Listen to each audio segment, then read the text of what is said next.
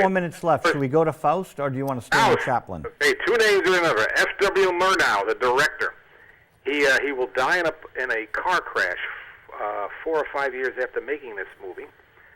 This is his last movie in Germany before he goes to Hollywood. He made 17 films in Germany, 4 in America, and I think 12 of them survive.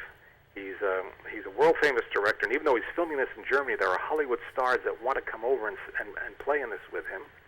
And this is a traditional telling of Faust. He doesn't use any of them, by the way. They're all German actors or European actors. And the star of it, who plays Satan, is Emil Jennings. Now, if Marlon Brando is the great film actor of the 1950s, or Charles Lawton is the great film actor of the 1930s, Emil Jennings, who's largely forgotten now, is the great film actor of the 1920s. This is his last movie in Germany. He will come to America. He'll make 4 movies, win the first Academy Award as Best Actor. The first? The first.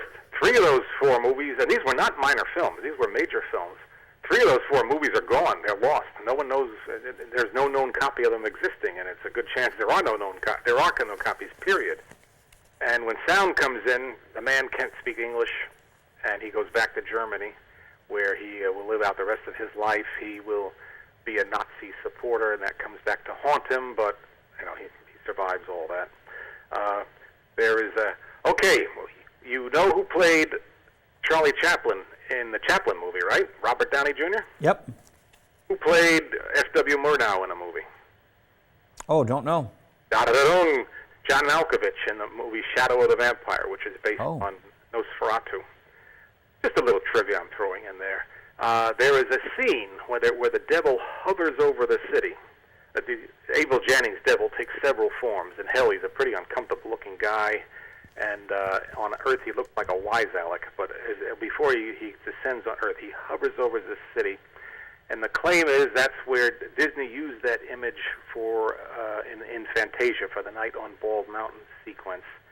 And I'm usually skeptical when people say they got their ideas, that they got here or they got them there, because unless the person says so, you're guessing. But when you see the image, you say, yeah, they're certainly similar. So coincidence or not, there's a lot of pictorial beauty here. This was a big-budget film. This was the most expensive movie made in Germany until then, but it had that title for less than a year, because then Fritz Lang came along and broke the bank with Metropolis, which cost a fortune.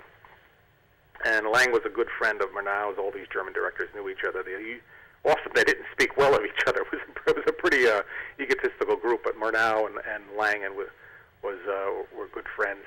And I was just looking on the websites for this talk.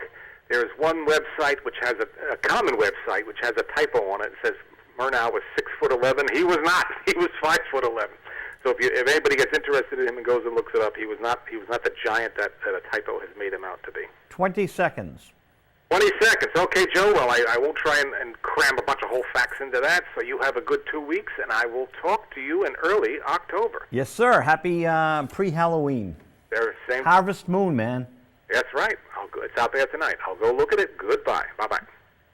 Thank you to Frank Dello Stritto. Thank you to Jeannie Friedman and Kate Genovese. Thank you to Judy Kellerman and WinCam.